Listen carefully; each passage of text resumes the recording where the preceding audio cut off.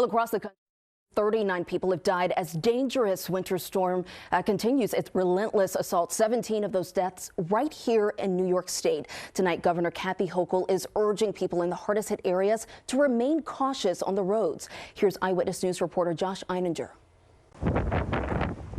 For anyone who complained about the cold in New York City this holiday weekend, this is what other New Yorkers were dealing with.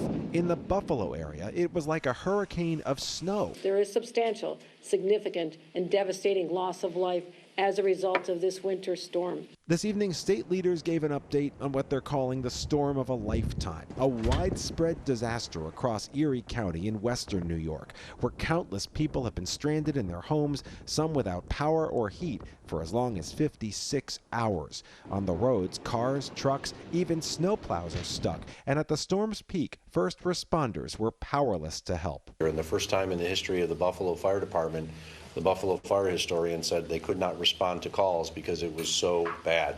For those of you who don't understand what it was like, think about looking just a few feet in front of you at a sheet of white for more than 24 hours in a row.